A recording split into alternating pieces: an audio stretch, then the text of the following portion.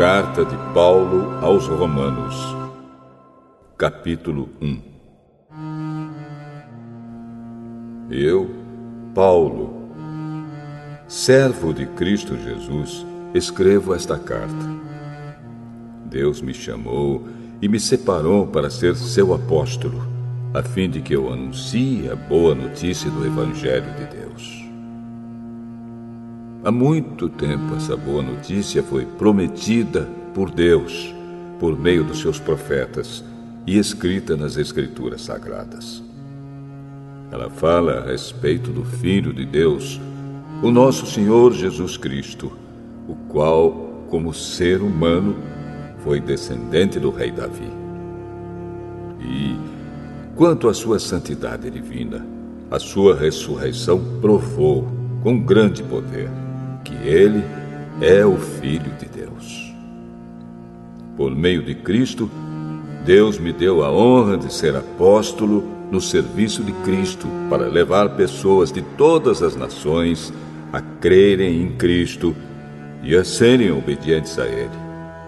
Entre essas pessoas estão vocês, que moram em Roma, a quem Deus tem chamado para pertencerem a Jesus Cristo.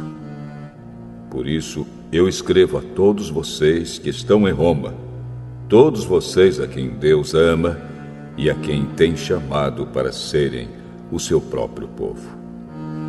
Que a graça e a paz de Deus, o nosso Pai, e do Senhor Jesus Cristo estejam com vocês.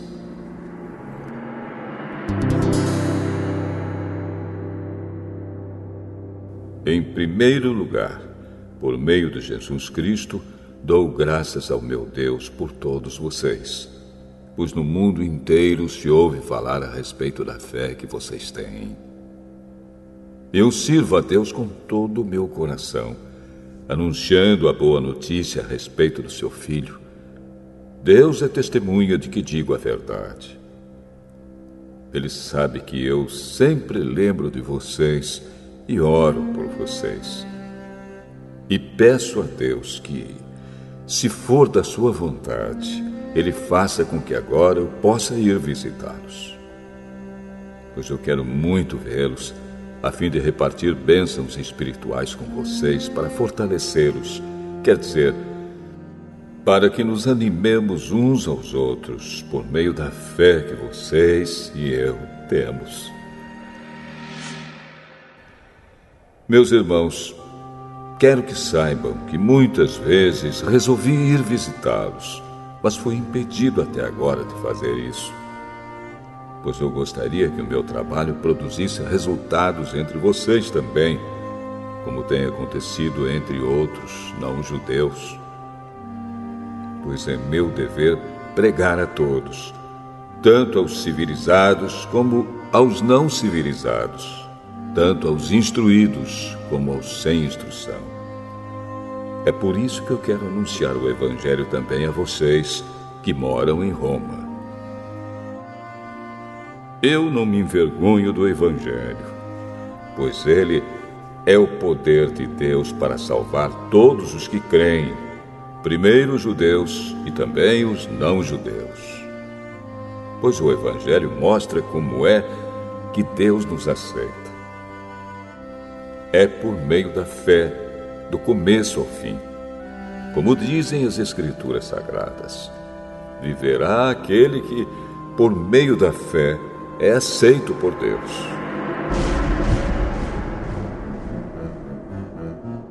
Do céu, Deus revela a sua ira contra todos os pecados e todas as maldades das pessoas que, por meio das suas más ações, não deixam que os outros conheçam a verdade a respeito de Deus. Deus castiga essas pessoas porque o que se pode conhecer a respeito de Deus está bem claro para elas, pois foi o próprio Deus que lhes mostrou isso. Desde que Deus criou o mundo, as suas qualidades invisíveis, isto é, o seu poder eterno e a sua natureza divina, têm sido vistas claramente. Os seres humanos podem ver tudo isso nas coisas que Deus tem feito e, portanto, Eles não têm desculpa nenhuma. Eles sabem quem Deus é, mas não lhe dão a glória que ele merece e não lhe são agradecidos. Pelo contrário, os seus pensamentos se tornaram tolos e a sua mente vazia está coberta de escuridão. Eles dizem que são sábios, mas são tolos. Em vez de adorarem ao Deus imortal, adoram ídolos que se parecem com seres humanos, ou com pássaros, ou com animais de 4 patas, ou com animais que se arrastam pelo chão. Por isso Deus entregou os seres humanos aos desejos do coração deles, para fazerem coisas sujas e para terem relações vergonhosas uns com os outros. Eles trocam a verdade sobre Deus pela mentira e adoram e servem as coisas que Deus criou, em vez de adorarem e servirem o próprio Criador, que deve ser louvado para sempre. Amém. Por causa das coisas que essas pessoas fazem, Deus as entregou a paixões vergonhosas.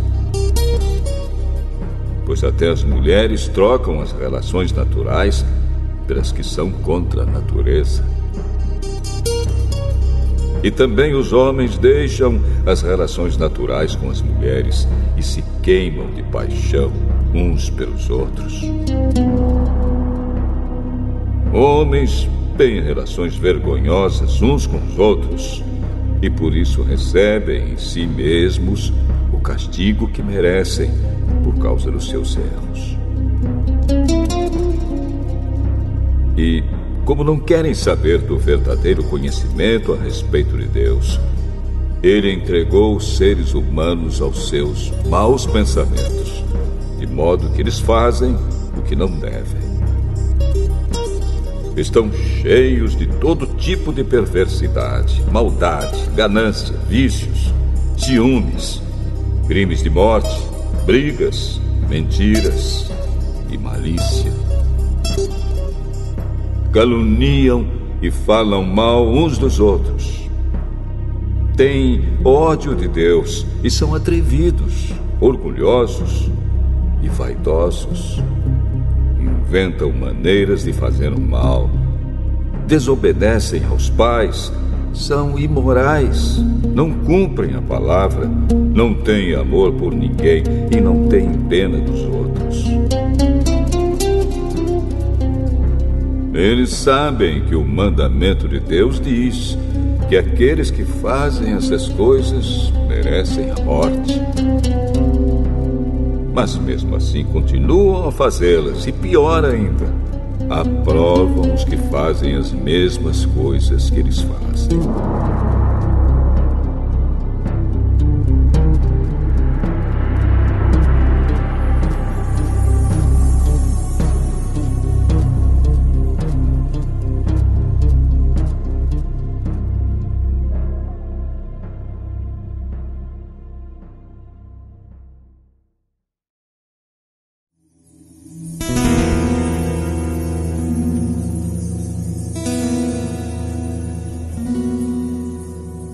Romanos, capítulo 2.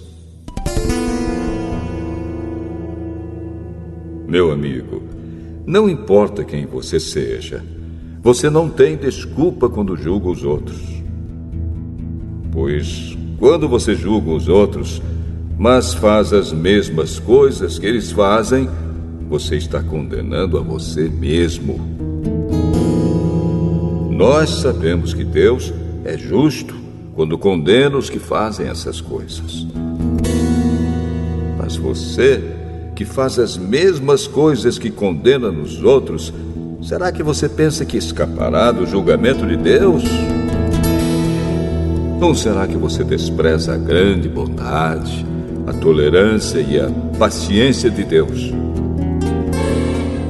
Você sabe muito bem que Ele é bom e que quer fazer com que você mude de vida. Mas o seu coração é duro e teimoso.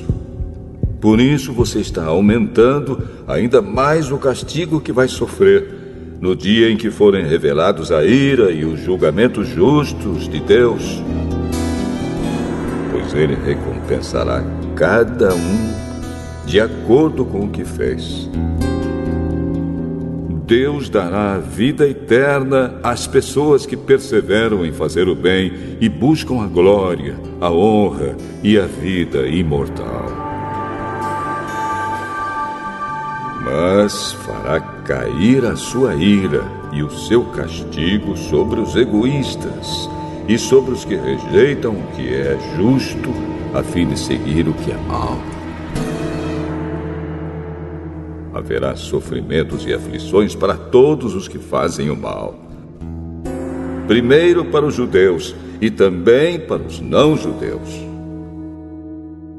Mas Deus dará glória, honra e paz a todos os que fazem o bem, primeiro aos judeus e também aos não-judeus.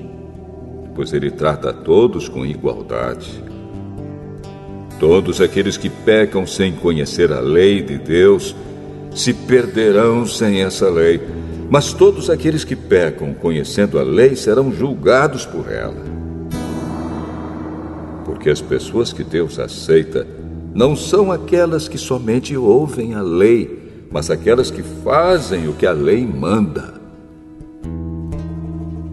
Os não-judeus não têm a lei, mas quando fazem pela sua própria vontade o que a lei manda, eles são a sua própria lei, embora não tenham a lei. Eles mostram, pela sua maneira de agir, que têm a lei escrita no seu coração. A própria consciência deles mostra que isso é verdade. E os seus pensamentos, que às vezes os acusam e às vezes os defendem, também mostram isso. E de acordo com o evangelho que eu anuncio, assim será naquele dia em que Deus, por meio de Cristo Jesus, julgará os pensamentos secretos de todas as pessoas. O que dizer de você? Você diz que é judeu, confia na lei e se orgulha do Deus que você adora. Você sabe o que Deus quer que você faça e aprende na lei a escolher o que é certo. Você tem a certeza de que é guia dos cegos, luz para os que estão na escuridão, orientador dos que não têm instrução e professor dos jovens. Você está certo de que encontra na lei a apresentação completa do conhecimento e da verdade. Você que ensina os outros, por que é que não ensina a você mesmo? Se afirma que não se deve roubar, por que é que você mesmo rouba? Se você diz que não se deve cometer adultério, por que é que você mesmo comete adultério? Você odeia os ídolos, mas rouba as coisas dos templos. Você se orgulha de ter a lei de Deus, mas você é uma vergonha para Deus porque desobedece à sua lei. Pois as Escrituras Sagradas dizem: os não-judeus falam mal de Deus por causa de vocês, os judeus. A circuncisão tem valor se você, que é judeu, obedecer à lei. Porém, se não obedecer, é como se você não tivesse sido circuncidado. E se um homem que não foi circuncidado obedecer aos mandamentos da lei, Deus o tratará como se ele fosse circuncidado. Assim vocês, judeus, serão condenados pelos não-judeus, pois vocês desobedecem à lei, apesar de terem essa lei escrita e de serem circuncidados, enquanto que os não-judeus obedecem à lei, embora não sejam circuncidados. Portanto, eu pergunto: quem é judeu de fato e circuncidado de verdade. É claro que não é aquele que é judeu somente por fora e circuncidado só no corpo. Pelo contrário, o verdadeiro judeu é aquele que é judeu por dentro, aquele que tem o coração circuncidado. E isso é uma coisa que o Espírito de Deus faz e que a lei escrita não pode fazer. E o louvor que essa pessoa recebe não vem de seres humanos, mas vem de Deus.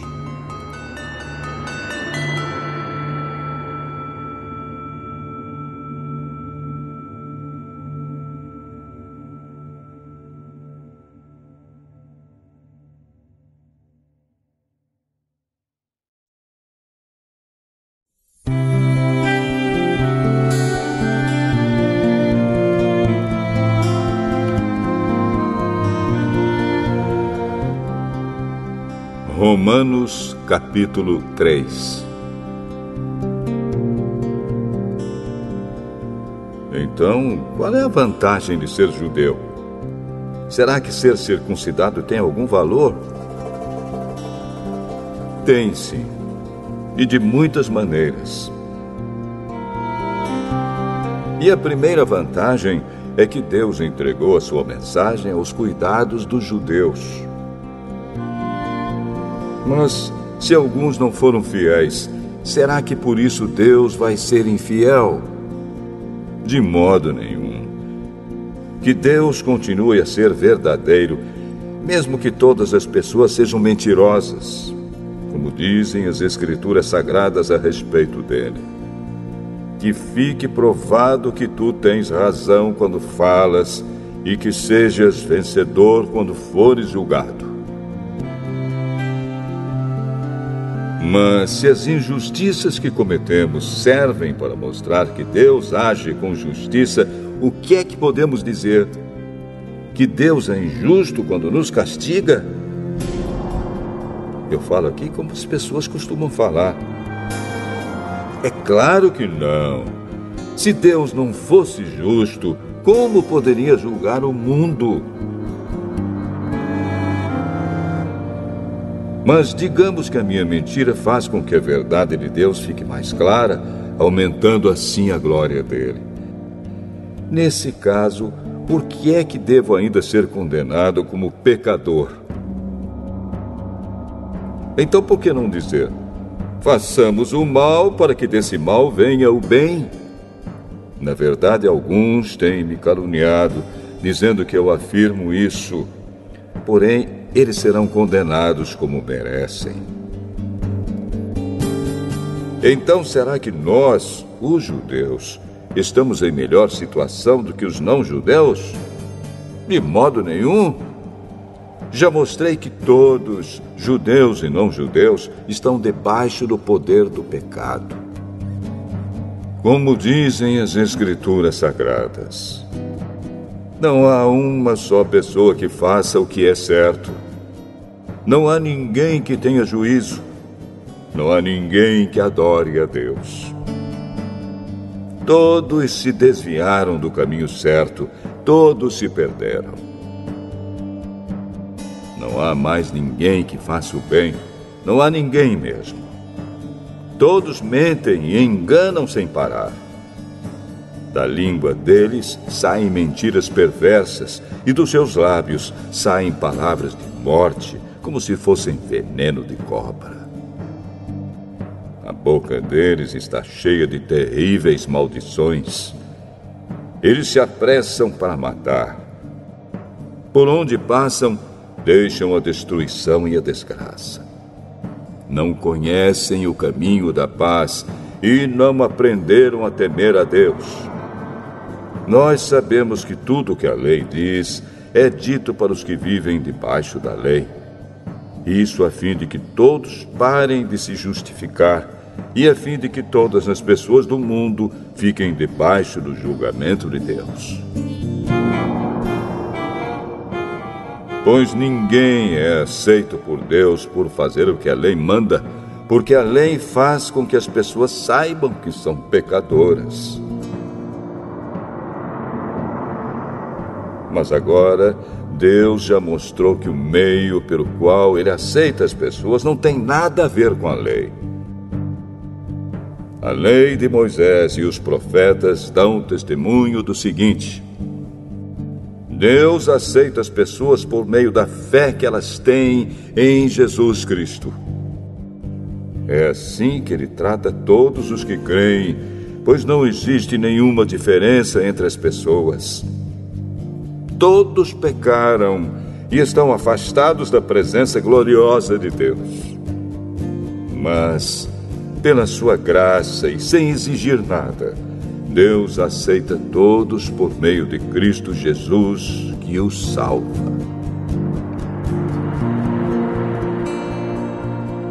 Deus ofereceu Cristo como sacrifício para que, pela sua morte na cruz, Cristo se tornasse o meio das pessoas receberem o perdão dos seus pecados pela fé nele. Deus quis mostrar com isso que ele é justo. No passado, ele foi paciente e não castigou as pessoas por causa dos seus pecados. Mas agora, pelo sacrifício de Cristo, Deus mostra que é justo. Assim, ele é justo e aceita os que creem em Jesus. Será que temos motivo para ficarmos orgulhosos? De modo nenhum. E por que não? Será que é porque obedecemos à lei? Não, não é. É porque cremos em Cristo. Assim percebemos que a pessoa é aceita por Deus pela fé e não por fazer o que a lei manda. Ou será que Deus é somente Deus dos judeus? Será que não é também Deus dos não-judeus? Claro que é. Deus é um só e aceitará os judeus na base da sua fé e também aceitará os não-judeus por meio da fé que eles têm. Será que isso quer dizer que, por causa da fé, nós tratamos a lei como se ela não valesse nada? Não, de modo nenhum. Pelo contrário, afirmamos que a lei tem valor.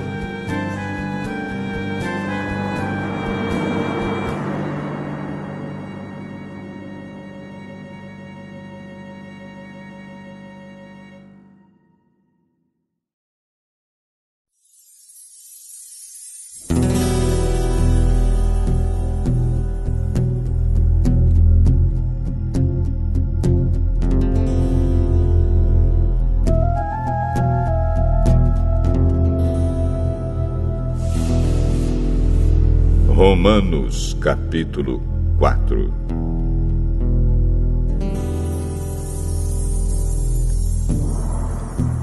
Então, o que é que podemos dizer de Abraão, o antepassado de nossa raça? O que foi que ele conseguiu? Se foi por causa das coisas que ele fez que Deus o aceitou, então ele teria motivo para se orgulhar, mas não para se orgulhar diante de Deus. Pois o que é que as Escrituras Sagradas dizem? Elas dizem: Abraão creu em Deus e por isso Deus o aceitou. O salário que o trabalhador recebe não é um presente, mas é o pagamento a que ele tem direito por causa do trabalho que fez. Porém, a pessoa que não põe a sua esperança nas coisas que faz, mas simplesmente crê em Deus, é a fé dessa pessoa que faz com que ela seja aceita por Deus, o Deus que trata o culpado como se ele fosse inocente.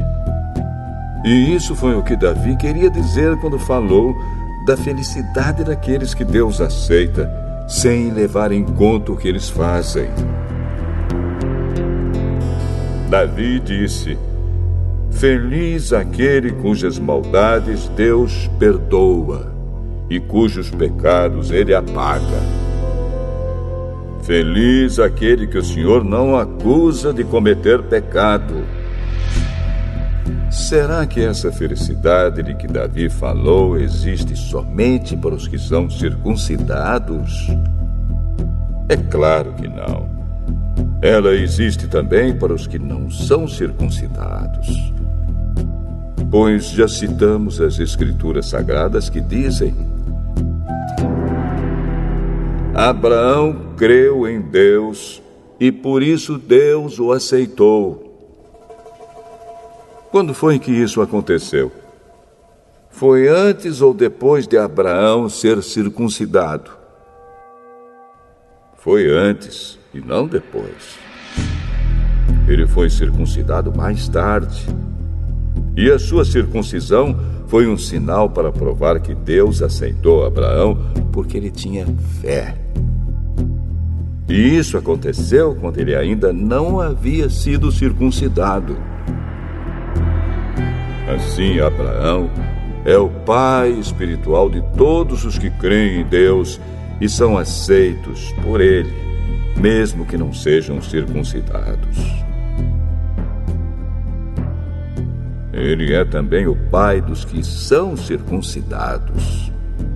Não apenas porque são circuncidados, mas porque vivem a mesma vida de fé que Abraão, o nosso pai, viveu antes de ter sido circuncidado.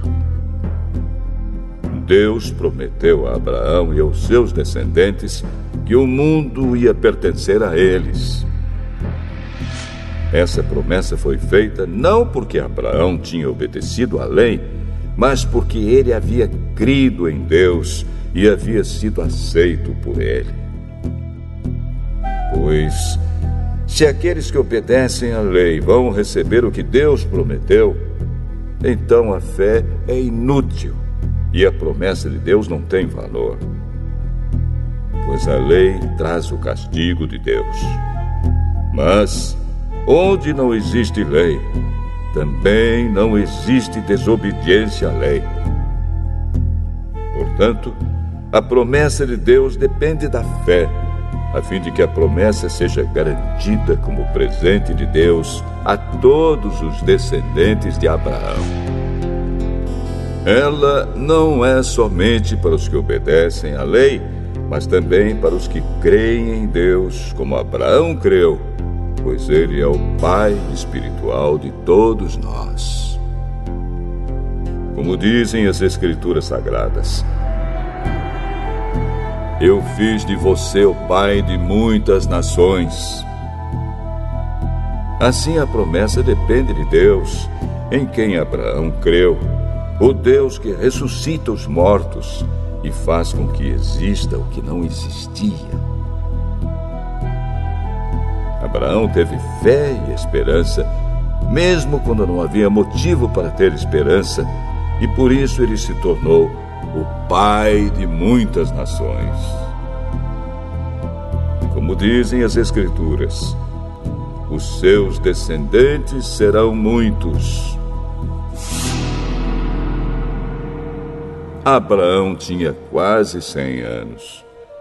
Mas, mesmo quando ele pensou a respeito do seu corpo, que já estava como morto, ou quando lembrou que Sara não podia ter filhos, a sua fé não enfraqueceu.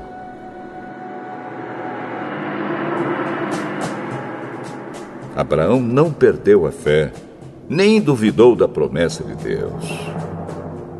A sua fé o encheu de poder, e ele louvou a Deus porque tinha toda a certeza de que Deus podia fazer o que havia prometido. Por isso, Abraão, por meio da fé, foi aceito por Deus.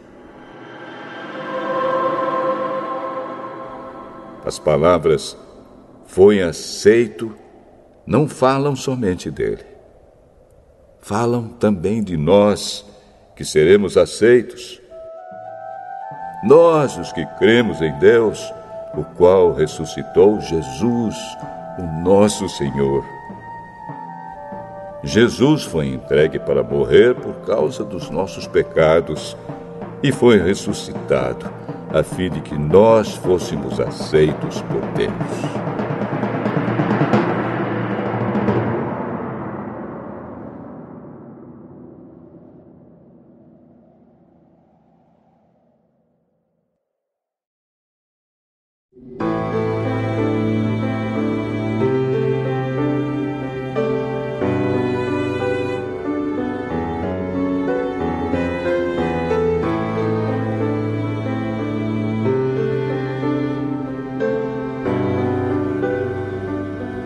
Romanos, capítulo 5.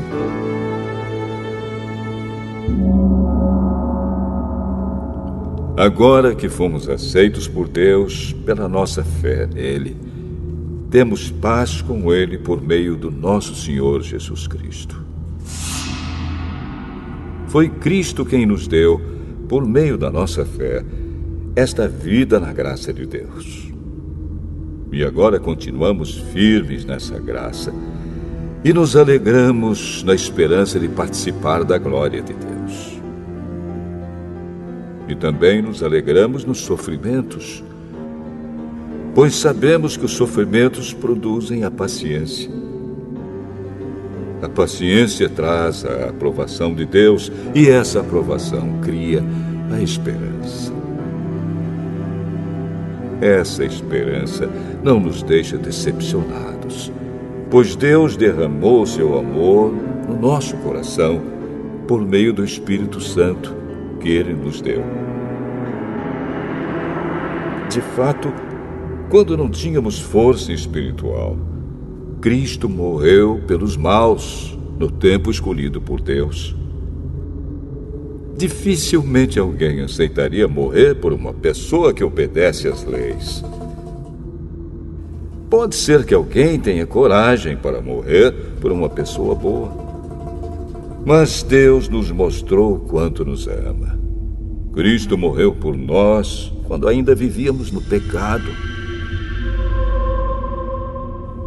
E agora que fomos aceitos por Deus por meio da morte de Cristo na cruz, é mais certo ainda que ficaremos livres, por meio dele, do castigo de Deus. Nós éramos inimigos de Deus, mas ele nos tornou seus amigos por meio da morte do seu Filho. E agora que somos amigos de Deus, é mais certo ainda que seremos salvos pela vida de Cristo. E não somente isso, mas também nós nos alegramos por causa daquilo que Deus fez por meio do nosso Senhor Jesus Cristo, que agora nos tornou amigos de Deus. O pecado entrou no mundo por meio de um só homem, e o seu pecado trouxe consigo a morte. Como resultado, a morte se espalhou por toda a raça humana, porque todos pecaram. Antes da lei ser dada, já existia o pecado no mundo. Porém, quando não existe lei, Deus não leva em conta o pecado. Mas, desde o tempo de Adão até Moisés, a morte dominou todos os seres humanos, mesmo os que não pecaram como Adão, quando ele desobedeceu à ordem de Deus. Adão era a figura daquele que havia de vir. Mas existe uma diferença entre o pecado de Adão e o presente que Deus nos dá. De fato, muitos morreram por causa do pecado de um só homem, mas a graça de Deus é muito maior. E Ele dá a salvação gratuitamente a muitos, por meio da graça de um só homem, que é Jesus Cristo. E existe uma diferença entre aquilo que Deus dá e o pecado de um só homem. Porque, no caso do pecado, a condenação veio por causa de um só pecado. Porém, no caso da salvação, Deus perdoa os que têm cometido muitos pecados, embora não mereçam esse perdão. É verdade que, por causa de um só homem e por meio do seu pecado, a morte começou a dominar a raça humana. Mas o resultado do que foi feito por um só homem, Jesus Cristo, é muito maior. E todos aqueles que Deus aceita e que recebem como presente a sua imensa graça, reinarão na nova vida por meio de Cristo. Portanto, assim como um só pecado condenou todos os seres humanos, Assim também um só ato de salvação liberta todos e lhes dá a vida.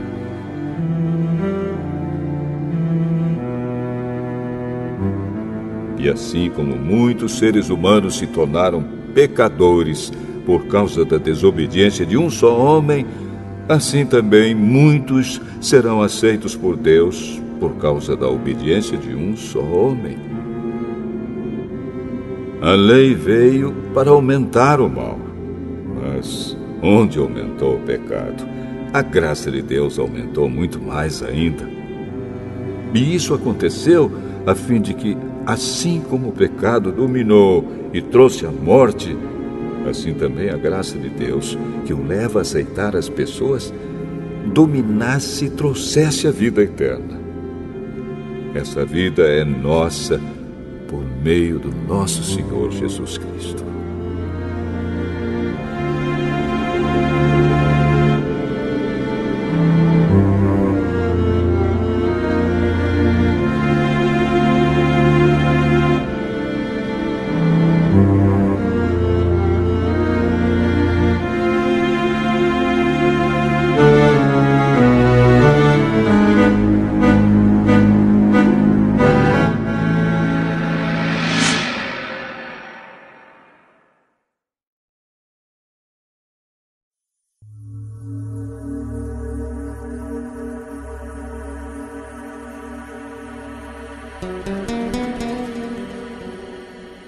Romanos capítulo 6.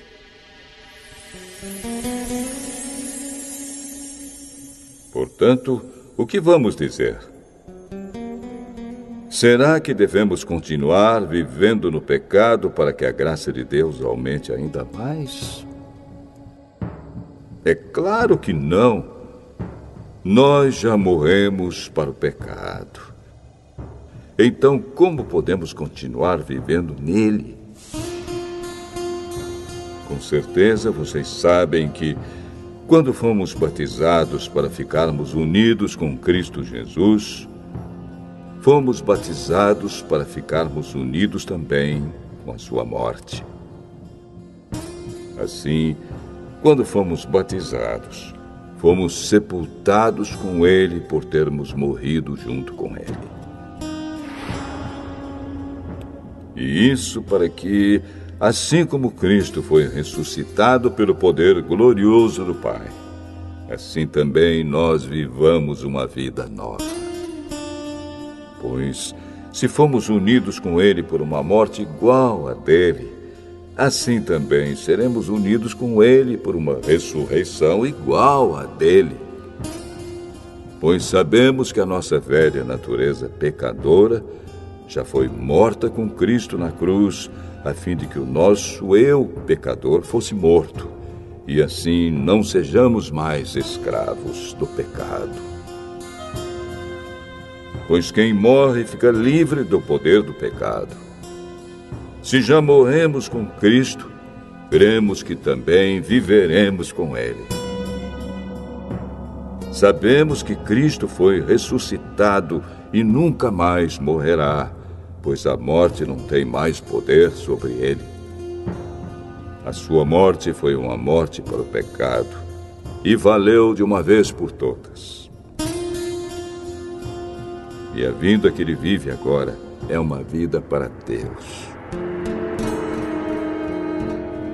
Assim também vocês devem se considerar mortos para o pecado, mas, por estarem unidos com Cristo Jesus, devem se considerar vivos para Deus. Portanto, não deixem que o pecado domine o corpo mortal de vocês e faça com que vocês obedeçam aos desejos pecaminosos da natureza humana. E também não entreguem nenhuma parte do corpo de vocês ao pecado, para que ele a use a fim de fazer o que é mal. Pelo contrário, como pessoas que foram trazidas da morte para a vida, entreguem-se completamente a Deus, para que ele use vocês a fim de fazerem o que é direito.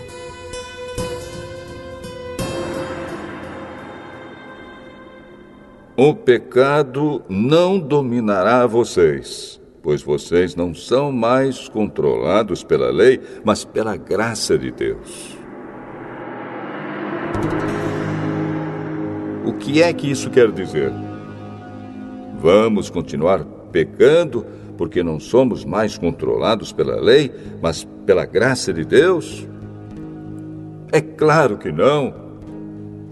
Pois vocês sabem muito bem que, quando se entregam a alguma pessoa para serem escravos dela, são de fato escravos dessa pessoa a quem vocês obedecem.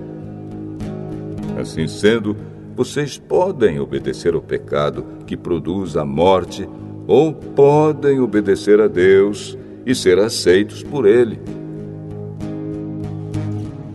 Mas damos graças a Deus porque vocês, que antes eram escravos do pecado, agora já obedecem de todo o coração às verdades que estão nos ensinamentos que receberam.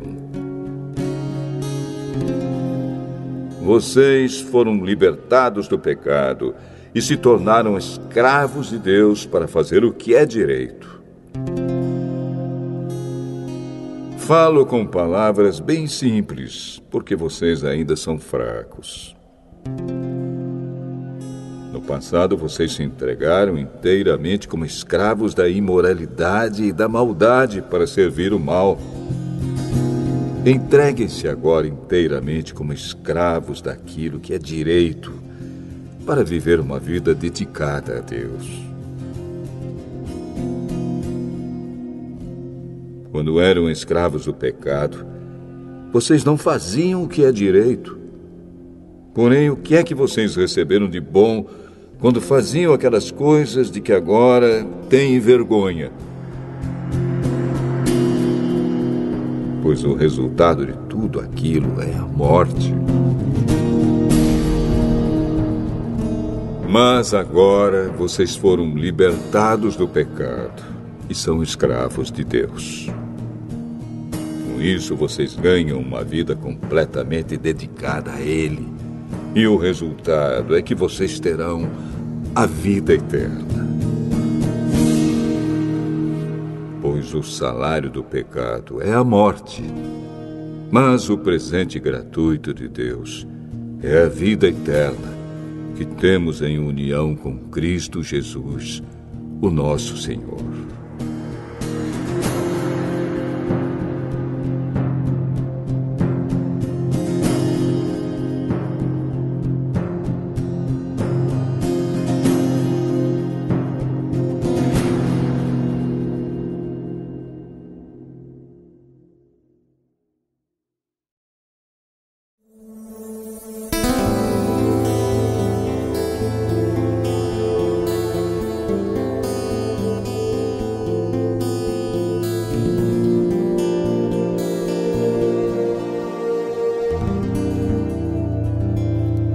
Romanos, capítulo 7.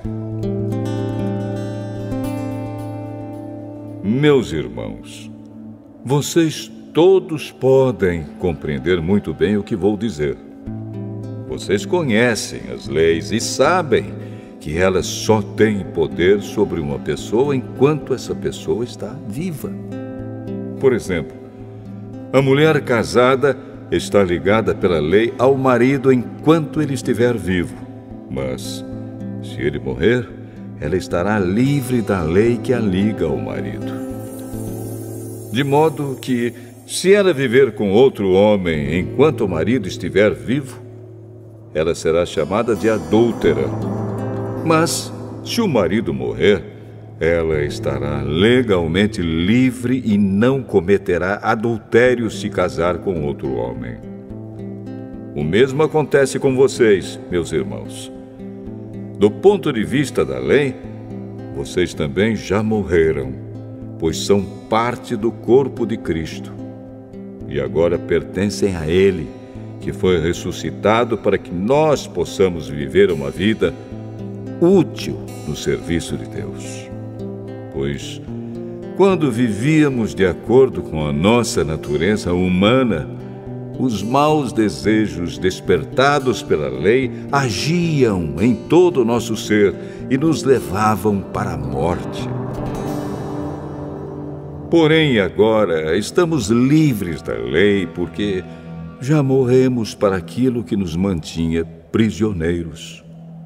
Por isso somos livres para servir a Deus, não da maneira antiga, obedecendo à lei escrita, mas da maneira nova, obedecendo ao Espírito de Deus. O que vamos dizer então? Que a própria lei é pecado? É claro que não. Mas foi a lei que me fez saber o que é pecado. Pois eu não saberia o que é a cobiça se a lei não tivesse dito: não cobice. Porém, o pecado se aproveitou dessa lei para despertar em mim todo tipo de cobiça. Porque, se não existe a lei, o pecado é uma coisa morta. Pois houve um tempo em que eu não conhecia a lei e estava vivo. Mas, quando fiquei conhecendo o mandamento, o pecado começou a viver. E eu morri. E o próprio mandamento que me devia trazer a vida me trouxe a morte. Porque o pecado, aproveitando a oportunidade dada pelo mandamento, me enganou. E por meio do mandamento, me matou. Assim a lei vem de Deus. E o mandamento também vem de Deus. Diz o que é certo e é bom. Então será que o que é bom me levou à morte? É claro que não. Foi o pecado que fez isso. Pois o pecado, usando o que é bom, me trouxe à morte para que ficasse bem claro aquilo que o pecado realmente é. E assim, por meio do mandamento, o pecado se mostrou mais terrível ainda. Sabemos que a lei é divina, mas eu sou humano e fraco, e fui vendido ao pecado para ser seu escravo. Eu não entendo o que faço, pois não faço o que gostaria de fazer. Pelo contrário, faço justamente aquilo que odeio.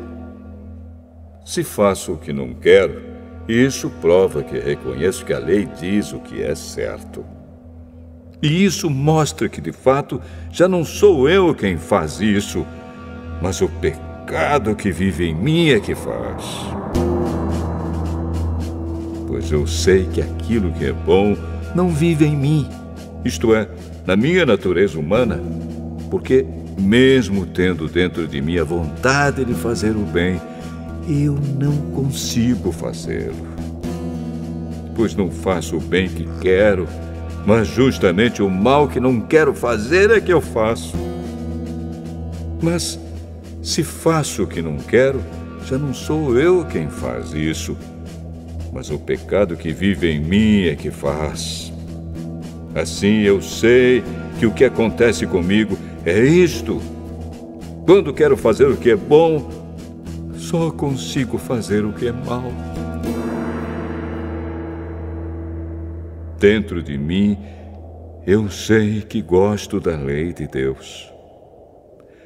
Mas vejo uma lei diferente agindo naquilo que faço. Uma lei que luta contra aquela que a minha mente aprova. Ela me torna prisioneiro da lei do pecado que age no meu corpo.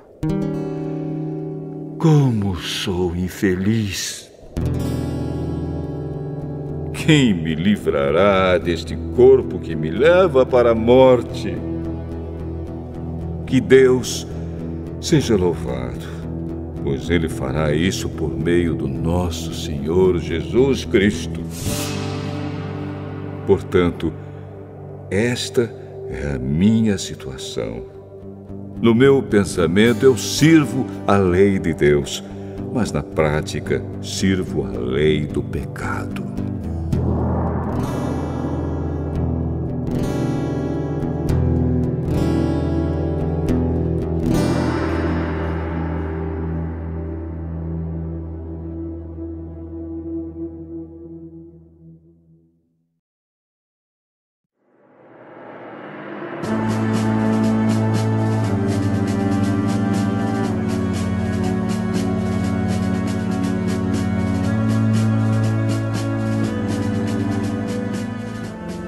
Romanos, capítulo 8.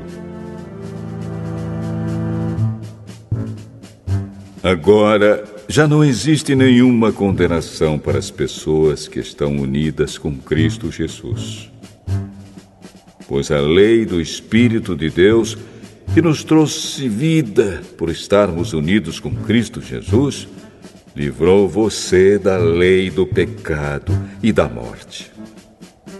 Deus fez o que a lei não pôde fazer, porque a natureza humana era fraca.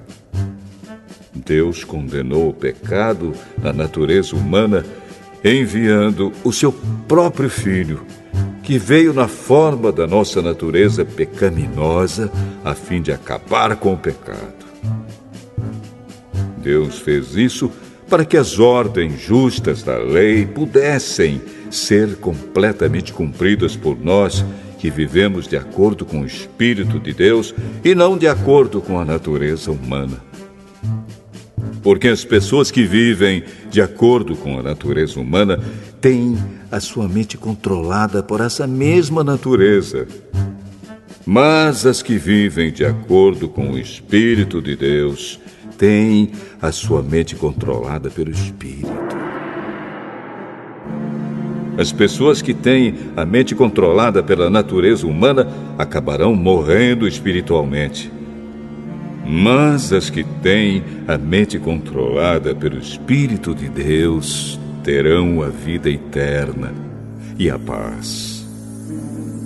Por isso, as pessoas que têm a mente controlada pela natureza humana se tornam inimigas de Deus, pois não obedecem à lei de Deus e, de fato, não podem obedecer a ela. As pessoas que vivem de acordo com a sua natureza humana não podem agradar a Deus. Vocês, porém, não vivem como manda a natureza humana, mas como o Espírito de Deus quer, se é que o Espírito de Deus vive realmente em vocês. Quem não tem o Espírito de Cristo não pertence a Ele. Mas, se Cristo vive em vocês, então, embora o corpo de vocês vá morrer por causa do pecado, o Espírito de Deus é vida para vocês, porque vocês foram aceitos por Deus. Se em vocês vive o Espírito daquele que ressuscitou Jesus, então aquele que ressuscitou Jesus Cristo dará também vida ao corpo mortal de vocês, por meio do seu Espírito, que vive em vocês.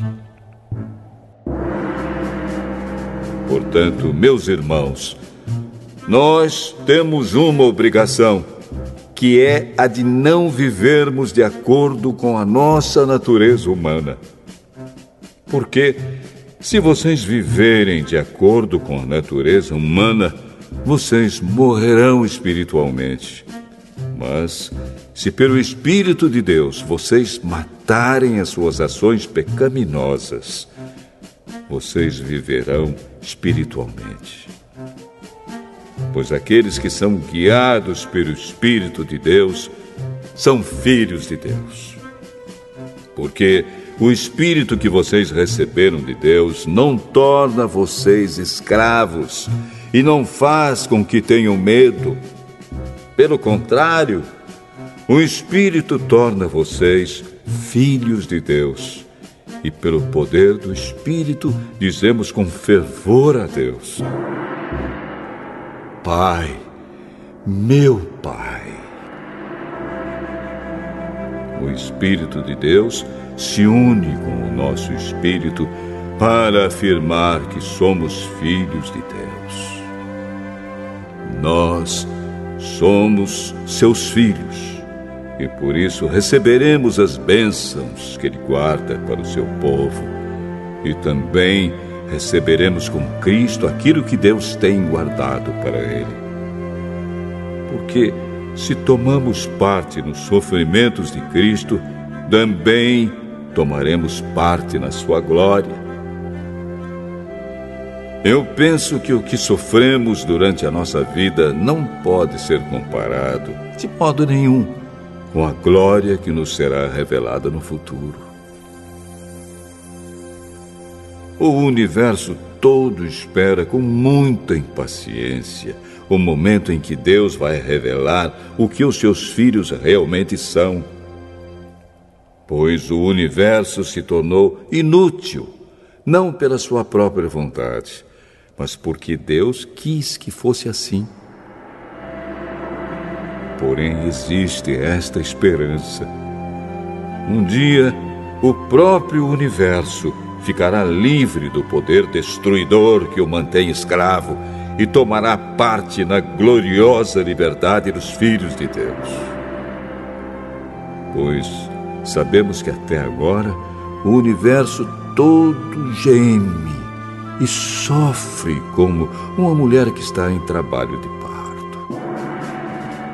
E não somente o universo, mas nós, que temos o Espírito Santo como o primeiro presente que recebemos de Deus, nós também gememos dentro de nós mesmos, enquanto esperamos que Deus faça com que sejamos seus filhos e nos liberte completamente. Pois foi por meio da esperança que fomos salvos. Mas, se já estamos vendo aquilo que esperamos, então isso não é mais uma esperança. Pois quem é que fica esperando por alguma coisa que está vendo? Porém, se estamos esperando alguma coisa que ainda não podemos ver, então esperamos com paciência. Assim também, o Espírito de Deus vem nos ajudar na nossa fraqueza. Pois não sabemos como devemos orar, mas o Espírito de Deus, com gemidos que não podem ser explicados por palavras, pede a Deus em nosso favor. E Deus, que vê o que está dentro do coração, sabe qual é o pensamento do Espírito. Porque o Espírito pede em favor do povo de Deus e pede de acordo com a vontade de Deus. Pois sabemos que todas as coisas trabalham juntas para o bem daqueles que amam a Deus, daqueles a quem Ele chamou de acordo com o seu plano. Porque aqueles que já tinham sido escolhidos por Deus, Ele também separou a fim de se tornarem parecidos com seu Filho. Ele fez isso para que o Filho fosse o primeiro entre muitos irmãos. Assim Deus chamou os que havia separado. Não somente os chamou, mas também os aceitou. E não somente os aceitou, mas também repartiu a sua glória com eles. Diante de tudo isso, o que mais podemos dizer? Se Deus está do nosso lado, quem poderá nos vencer? Ninguém! Porque Ele nem mesmo deixou de entregar o próprio Filho, mas o ofereceu por todos nós. Se Ele nos deu o seu Filho, será que não nos dará também todas as coisas? Quem acusará aqueles que Deus escolheu? Ninguém! Porque o próprio Deus declara que eles não são culpados. Será que alguém poderá condená-los? Ninguém! Pois foi Cristo Jesus quem morreu, ou melhor, quem foi ressuscitado e está à direita de Deus. E Ele pede a Deus em favor de nós. Então, quem pode nos separar do amor de Cristo? Serão os sofrimentos, as dificuldades, a perseguição, a fome, a pobreza, o perigo ou a morte? Como dizem as Escrituras Sagradas, por causa de ti estamos em perigo de morte o dia inteiro. Somos tratados como ovelhas que vão para o matadouro.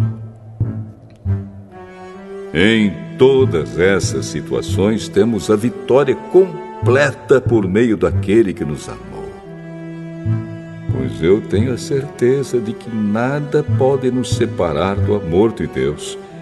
Nem a morte, nem a vida, nem os anjos, nem outras autoridades ou poderes celestiais, nem o presente, nem o futuro, nem o mundo lá de cima, nem o mundo lá de baixo. Em todo o universo não há nada que possa nos separar do amor de Deus, que é nosso por meio de Cristo Jesus, o nosso Senhor.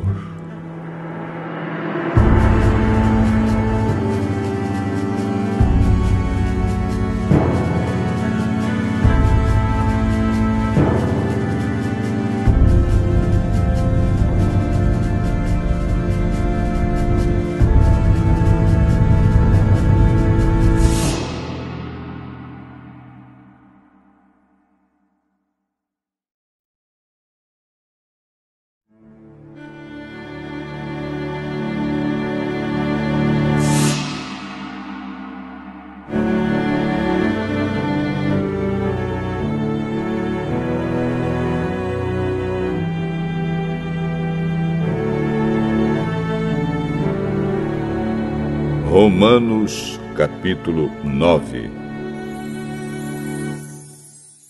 O que eu digo é verdade. Sou de Cristo e não minto. Pois a minha consciência, que é controlada pelo Espírito Santo, também me afirma que não estou mentindo. Sinto uma grande tristeza e uma dor sem fim no coração por causa do meu povo, que é a minha raça e meu sangue. Para o bem desse povo, eu mesmo poderia desejar receber a maldição de Deus e ficar separado de Cristo. Eles são um povo escolhido por Deus. Ele os tornou seus filhos e repartiu a sua glória com eles. Deus fez suas alianças com eles e lhes deu a lei, a verdadeira maneira de adorar e as promessas. Eles são descendentes dos patriarcas, e como ser humano, Cristo pertence à raça deles. Que Cristo, que é o Deus que governa todos, seja louvado para sempre. Amém. Eu não estou dizendo que a promessa de Deus tenha falhado. De fato, nem todos os israelitas fazem parte do povo de Deus. Nem todos os descendentes de Abraão são filhos de Deus. Pois Deus disse a Abraão: por meio de Isaque é que você terá os descendentes que eu lhe prometi. Isso quer dizer que os que são considerados como os verdadeiros descendentes de Abraão são aqueles que nasceram como resultado da promessa de Deus, e não os que nasceram de modo natural. Pois, quando fez a promessa, Deus disse a Abraão o seguinte: no tempo certo eu voltarei, e Sara, sua mulher, terá um filho. E mais ainda, os dois filhos de Rebeca tinham o mesmo pai, o nosso antepassado Isaque. Mas, para que a escolha de um deles fosse completamente de acordo com o plano de Deus, o próprio Deus disse a Rebeca: o mais velho será dominado pelo mais moço. Disse isso antes de eles nascerem e antes de fazerem qualquer coisa, boa ou má. Assim ficou confirmado que é de acordo com o seu plano que Deus escolhe aqueles que Ele quer chamar, sem levar em conta o que eles tenham feito. Como dizem as Escrituras Sagradas: eu escolhi Jacó, mas rejeitei Esaú. O que vamos dizer então? Que Deus é injusto? De modo nenhum. Pois Ele disse a Moisés: terei misericórdia de quem eu quiser, terei pena de quem eu desejar. Portanto, Tudo isso depende não só do que as pessoas querem ou fazem, mas somente da misericórdia de Deus. Porque, como está escrito nas Escrituras Sagradas, Deus disse a Faraó: foi para isto mesmo que eu pus você como rei, para mostrar o meu poder e fazer com que o meu nome seja conhecido no mundo inteiro. Portanto, Deus tem misericórdia de quem Ele quer e endurece o coração de quem Ele quer. Algum de vocês vai me dizer: se é assim, como é que Deus pode encontrar culpa nas pessoas?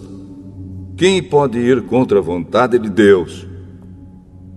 Mas quem é você, meu amigo, para discutir com Deus? Será que um pote de barro pode perguntar a quem o fez: por que você me fez assim?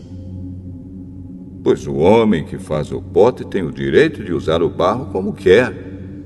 Do mesmo barro ele pode fazer 2 potes, um pote para uso especial e outro para uso comum. E foi isso que Deus fez. Ele quis mostrar a sua ira e tornar bem conhecido o seu poder. Assim suportou com muita paciência os que mereciam o castigo e que iam ser destruídos. Ele quis também mostrar como é grande a sua glória, que Ele derramou sobre nós, que somos aqueles de quem Ele teve pena e a quem Ele já havia preparado para receberem a sua glória. Pois nós somos aqueles que Deus chamou, não somente os que são judeus, mas também os não-judeus. Isso é o que ele diz no livro de Oséias: aqueles que não eram meu povo eu chamarei de meu povo. A nação que eu não amava chamarei de minha amada. E no mesmo lugar onde foi dito: vocês não são o meu povo, ali eles serão chamados de os filhos do Deus vivo. E Isaías disse a respeito de Israel: mesmo que o povo de Israel seja tão numeroso como os grãos de areia da praia do mar, somente alguns deles serão salvos. Pois o Senhor julgará logo e de uma vez o mundo inteiro. Como o próprio Isaías tinha dito antes: se o Senhor Todo-Poderoso não nos tivesse deixado alguns descendentes, seríamos agora como a cidade de Sodoma, estaríamos destruídos como Gomorra. O que vamos dizer então? Vamos dizer isto: os não-judeus que não procuravam ser aceitos por Deus foram aceitos por meio da fé. Porém, o povo de Israel, que procurava uma lei para ser aceito por Deus, não encontrou o que estava procurando. E por que não? Porque eles procuravam alcançar isso por meio das suas ações e não por meio da fé. Eles tropeçaram na pedra de tropeço, como dizem as Escrituras Sagradas. Vejam, estou colocando em Sião uma pedra em que eles vão tropeçar, a rocha que vai fazê-los cair. Mas quem crer nela não ficará desiludido.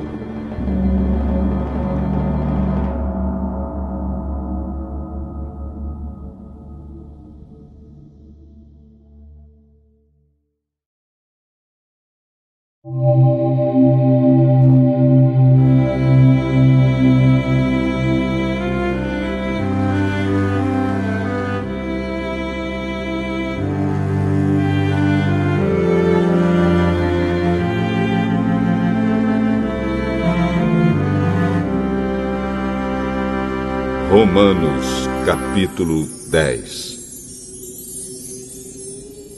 Meus irmãos, desejo de todo o coração que o meu próprio povo seja salvo. E peço a Deus em favor deles, porque eu sou testemunha de que eles são muito dedicados a Deus. Mas a dedicação deles não está baseada no verdadeiro conhecimento, pois eles não conhecem a maneira como Deus aceita as pessoas e assim têm procurado conseguir isso da sua própria maneira. Eles rejeitaram o modo de Deus aceitar as pessoas, porque com Cristo a lei chegou ao fim, e assim os que creem é que são aceitos por Deus.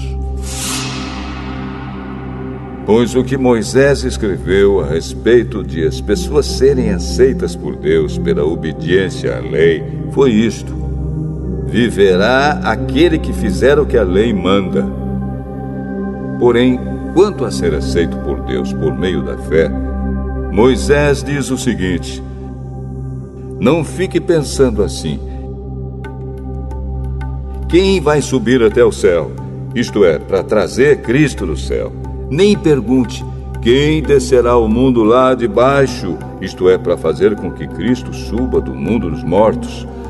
O que Moisés diz é isto: a mensagem de Deus está perto de você, nos seus lábios e no seu coração.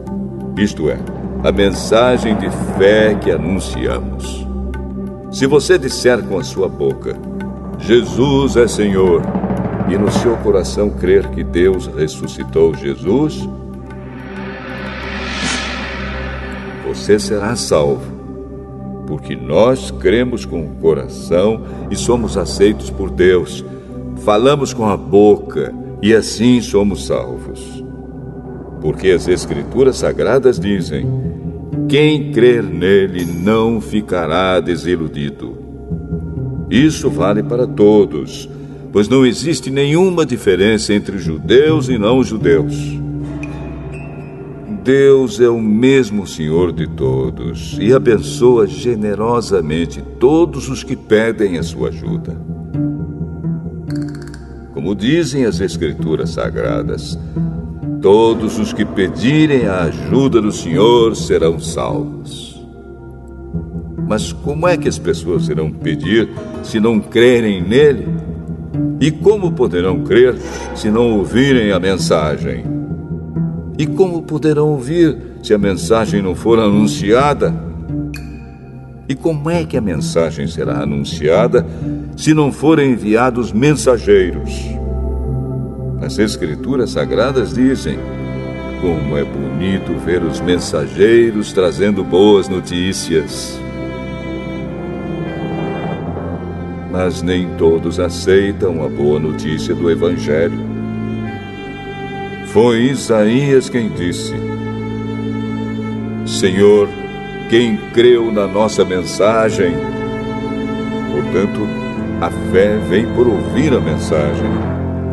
E a mensagem vem por meio da pregação a respeito de Cristo. Mas eu pergunto: será que eles não ouviram a mensagem? É claro que ouviram, como dizem as Escrituras. A voz deles se espalhou pelo mundo inteiro. As suas palavras alcançaram a terra toda. Eu pergunto ainda: será que o povo de Israel não soube disso? Moisés foi o primeiro a dar uma resposta. Ele disse: eu farei com que vocês fiquem com ciúmes de um povo que não é uma nação. Farei com que fiquem com raiva de uma nação de gente sem juízo. E Isaías foi mais corajoso ao anunciar o que Deus disse: eu fui achado por aqueles que não me procuravam e apareci aos que não perguntavam por mim. Mas a respeito de Israel, Deus disse: o dia inteiro eu abri os braços, pronto para receber um povo desobediente e rebelde.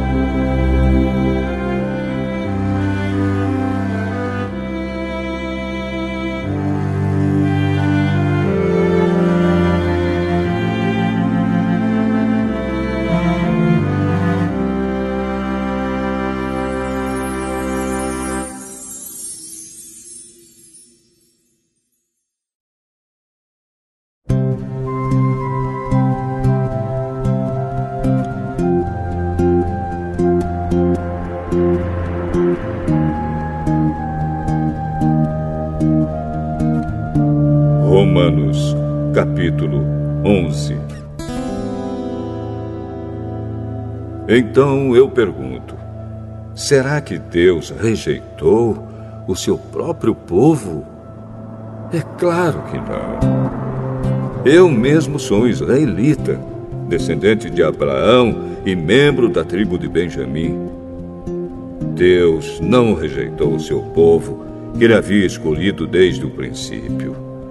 Vocês sabem muito bem o que as Escrituras Sagradas dizem naquele trecho em que Elias acusa o povo de Israel diante de Deus. Elias diz assim: Senhor, eles mataram os teus profetas e destruíram os teus altares.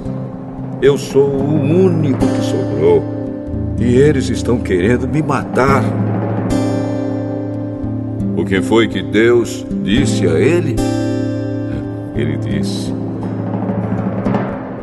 eu guardei para mim 7.000 homens que não adoraram o Deus Baal. A mesma coisa também acontece agora.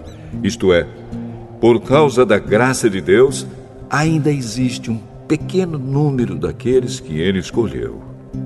Essa escolha se baseia na graça de Deus e não no que eles fizeram. Porque se a escolha de Deus se baseasse no que as pessoas fazem, então a sua graça não seria a verdadeira graça. E isso quer dizer que não foi o povo de Israel que encontrou o que estava procurando. Quem encontrou foi apenas um pequeno grupo que Deus escolheu. Os outros não quiseram ouvir o chamado de Deus. Como dizem as Escrituras Sagradas, Deus endureceu o coração e a mente deles, deu-lhes olhos que não podem ver e ouvidos que não podem ouvir até o dia de hoje. E Davi disse que nas suas festas eles sejam apanhados e enganados, que eles caiam e sejam castigados. Oh Deus, faze com que eles fiquem cegos e que fiquem sempre curvados debaixo do peso das suas dificuldades. Agora eu pergunto, quando os judeus tropeçaram, será que eles caíram para nunca mais se levantarem? É claro que não. Mas, porque eles pecaram, a salvação veio para os não-judeus, para fazer com que os judeus ficassem com ciúmes deles. O pecado dos judeus trouxe grandes bênçãos para o mundo, e a sua pobreza espiritual trouxe ricas bênçãos para os não-judeus. Então, quando se completar o número de judeus que voltarão para Deus, as bênçãos serão muito maiores ainda. Agora estou falando a vocês que não são judeus. Enquanto eu for o apóstolo dos não-judeus, terei orgulho do meu trabalho. Talvez eu possa fazer com os que são da minha própria raça fiquem com ciúmes, e assim seja possível salvar alguns deles. Porque, quando os judeus foram rejeitados, o resto do mundo se tornou amigo de Deus. O que acontecerá então quando eles forem aceitos? Os que estiverem mortos receberão a vida. Pois, se o primeiro pão assado depois da colheita é dedicado a Deus, isso quer dizer que todos os outros pães também são dedicados a Ele. E se as raízes de uma árvore são oferecidas a Deus, os galhos também são dele. Alguns galhos da oliveira cultivada foram quebrados, e um galho de oliveira brava foi enxertado nela. Pois vocês, os não-judeus, são como aquela oliveira brava, e agora tomam parte na força e na riqueza espiritual dos judeus. Portanto, vocês não devem desprezar os galhos que foram quebrados. Como é que vocês podem estar orgulhosos? Vocês são somente galhos. Não são vocês que sustentam a raiz. É a raiz que sustenta vocês. Porém, vocês dirão: sim, mas os galhos foram quebrados a fim de darem lugar para nós. Isso é verdade. Mas lembrem que eles foram quebrados porque não creram. No entanto, vocês continuam na oliveira porque creem. E não tenham orgulho disso. Pelo contrário, tenham medo. Se Deus não deixou de castigar os judeus, que são como galhos naturais, vocês acham que Ele vai deixar de castigar vocês? Vejam como Deus é bom e também é duro.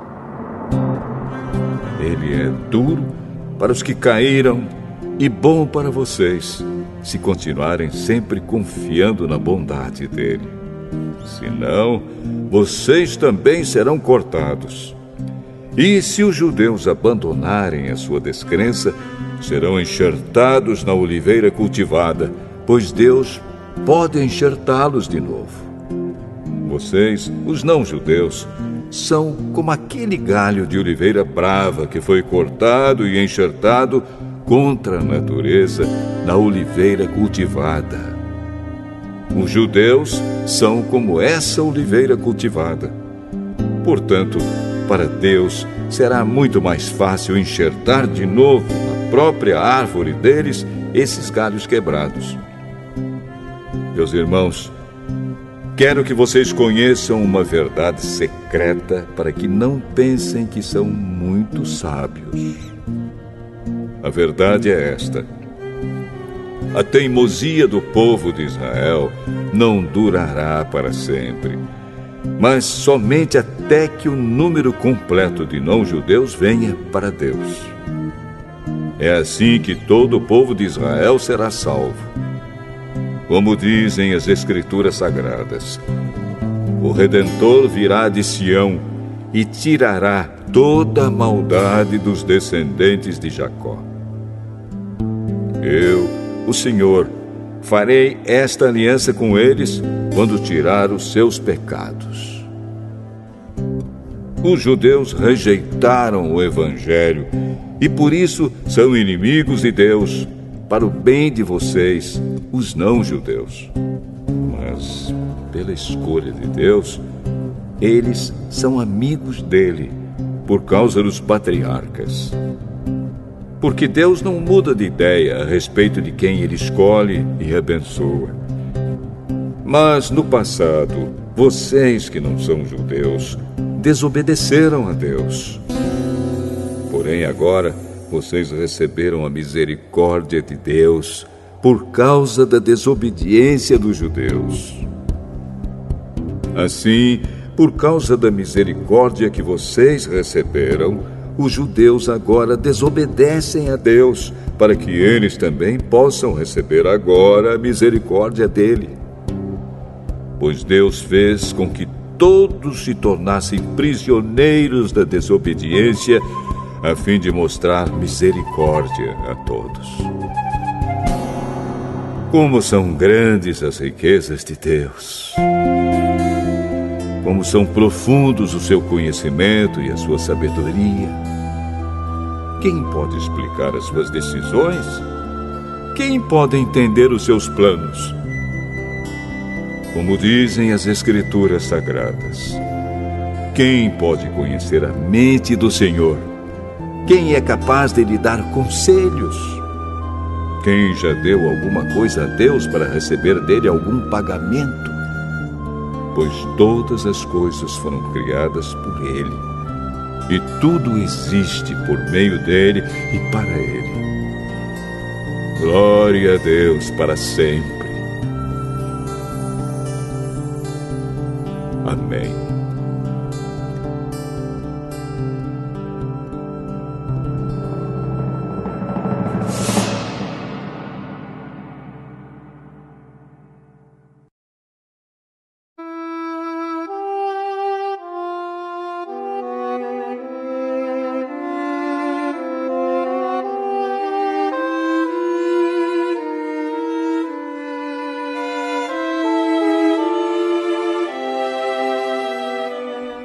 Romanos, capítulo 12. Portanto, meus irmãos, por causa da grande misericórdia divina, peço que vocês se ofereçam completamente a Deus como um sacrifício vivo, dedicado ao seu serviço e agradável a Ele. Esta é a verdadeira adoração que vocês devem oferecer a Deus.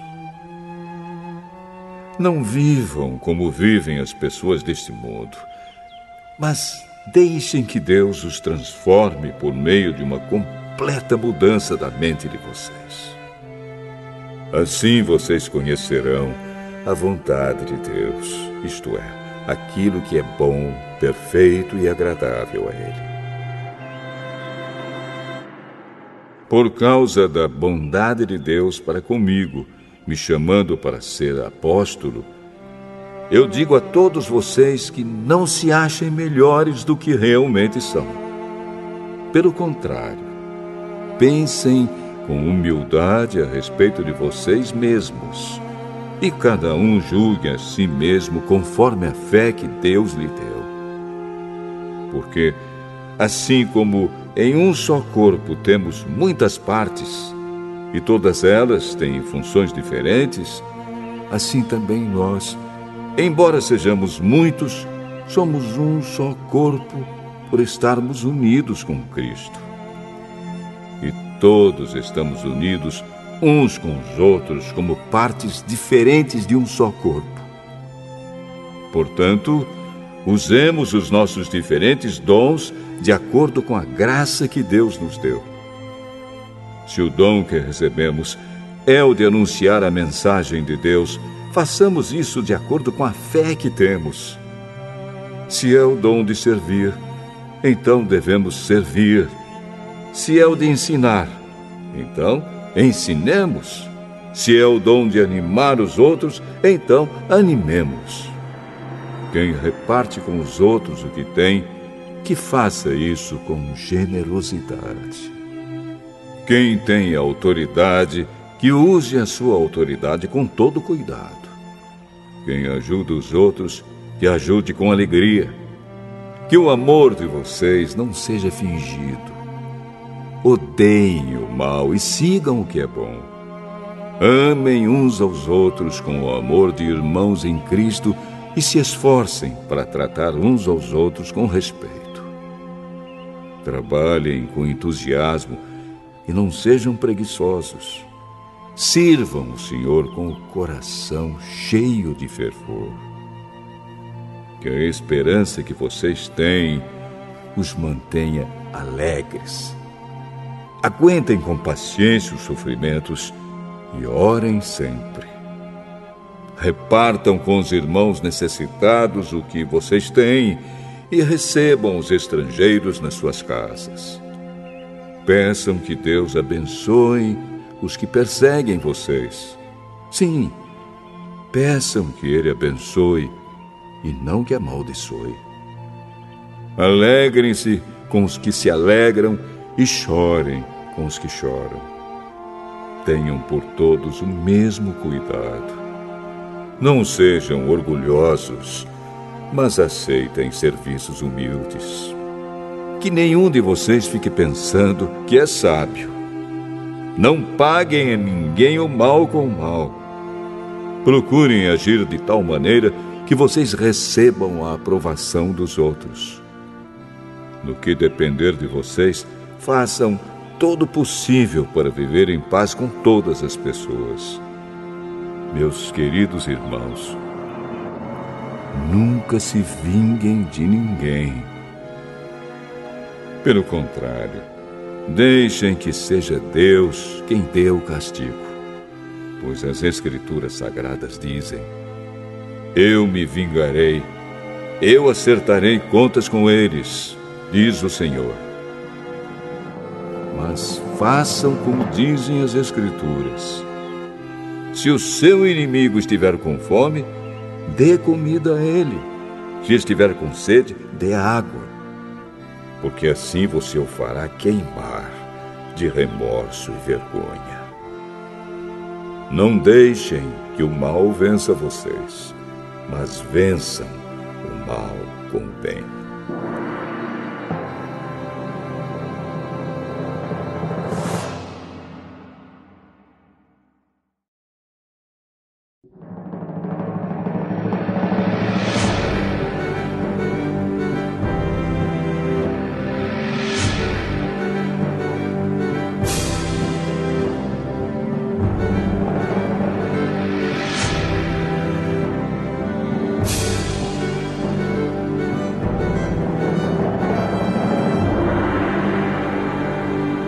Romanos, capítulo 13. Obedeçam às autoridades todos vocês, pois nenhuma autoridade existe sem a permissão de Deus, e as que existem foram colocadas nos seus lugares por Ele.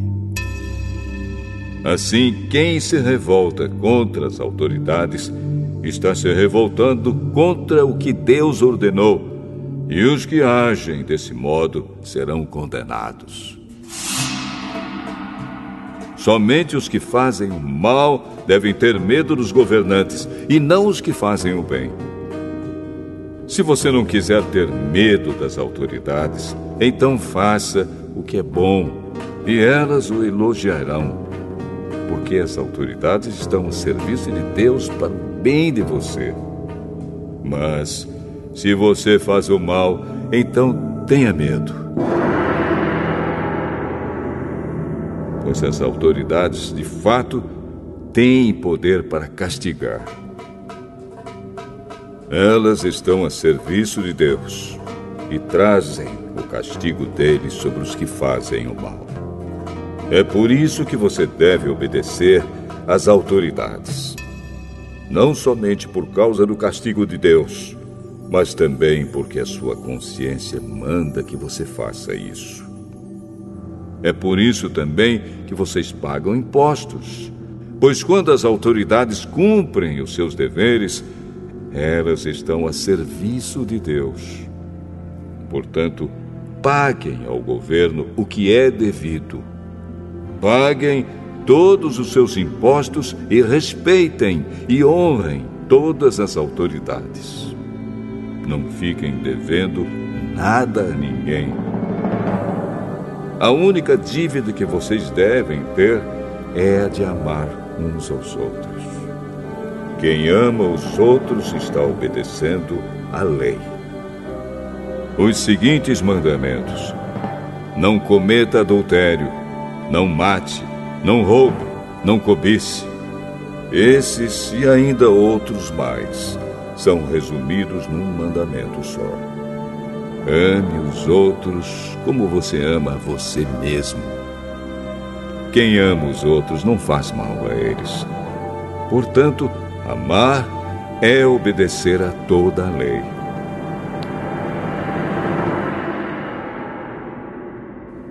Vocês precisam fazer todas essas coisas porque sabem em que tempo nós estamos vivendo.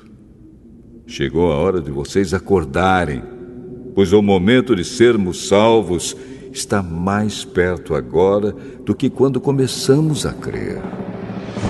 A noite está terminando e o dia vem chegando.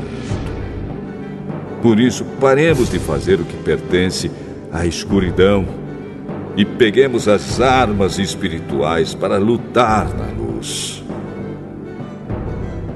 Vivamos decentemente, como pessoas que vivem na luz do dia. Nada de farras ou bebedeiras, nem imoralidade ou indecência, nem brigas ou ciúmes. Mas tenham as qualidades que o Senhor Jesus Cristo tem e não procurem satisfazer os maus desejos da natureza humana de vocês.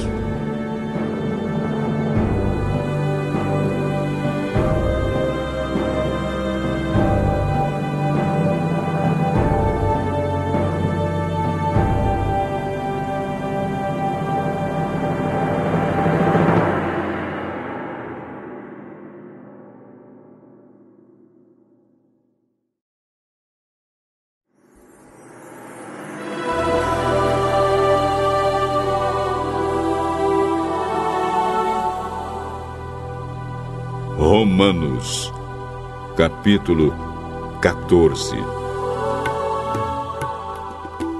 Aceitem entre vocês quem é fraco na fé, sem criticar as opiniões dessa pessoa.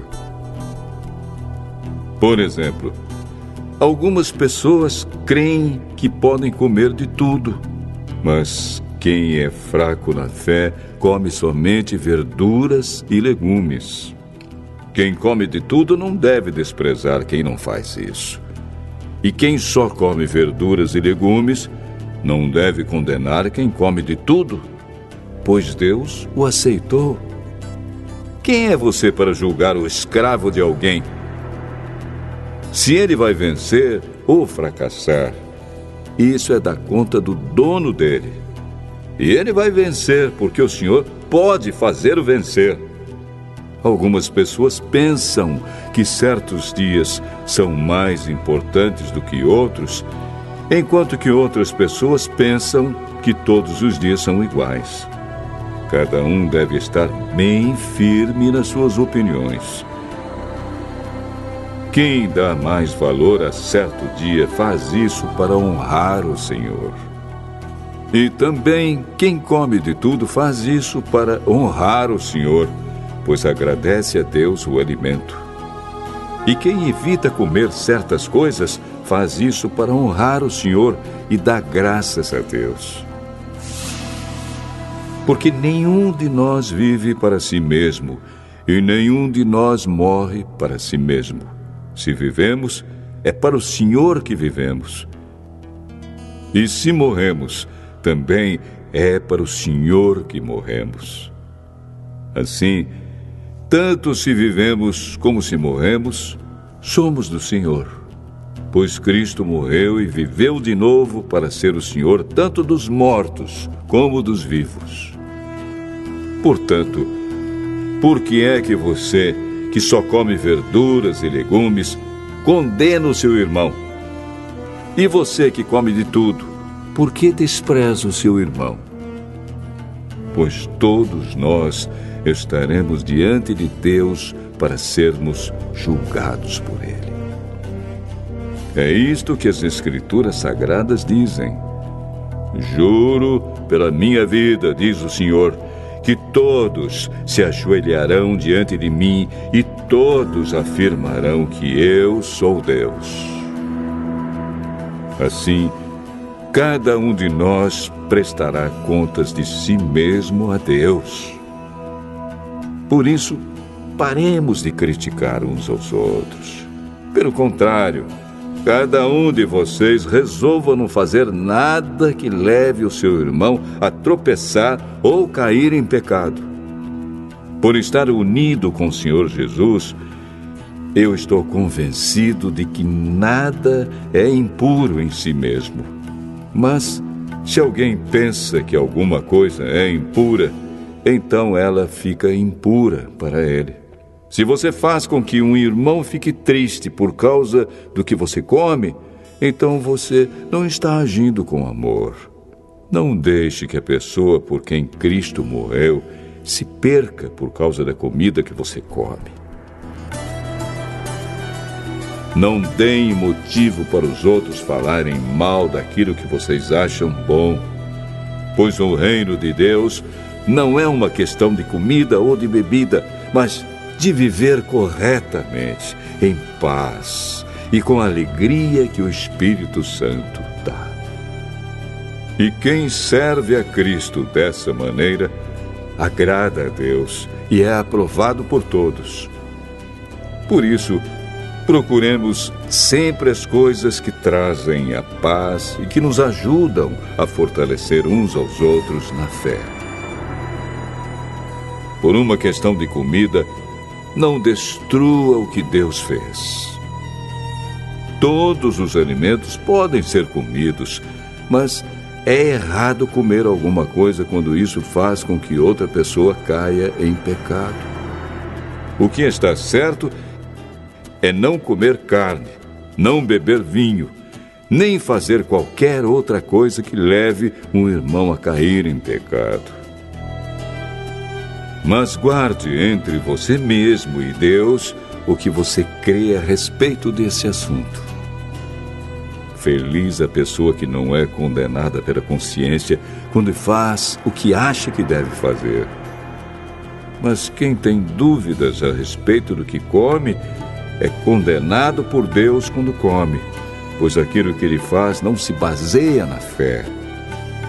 E o que não se baseia na fé é pecado.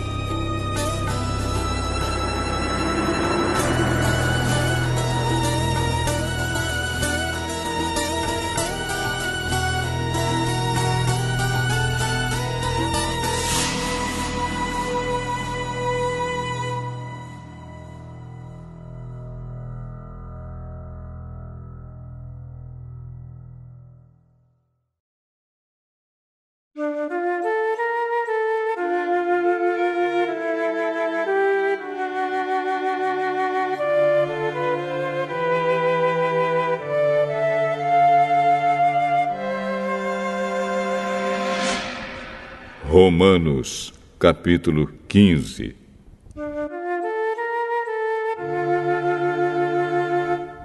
Nós que somos fortes na fé, devemos ajudar os fracos a carregarem as suas cargas e não devemos agradar a nós mesmos. Pelo contrário, cada um de nós deve agradar o seu irmão para o bem dele, a fim de que ele cresça na fé. Pois nem o próprio Cristo procurou agradar a si mesmo. Pelo contrário, como dizem as Escrituras Sagradas, as ofensas daqueles que te insultaram caíram sobre mim. Porque tudo o que está nas Escrituras foi escrito para nos ensinar, a fim de que tenhamos esperança por meio da paciência e da coragem que as Escrituras nos dão. Que Deus, que é quem dá paciência e coragem, ajude vocês a viverem bem uns com os outros, seguindo o exemplo de Cristo Jesus.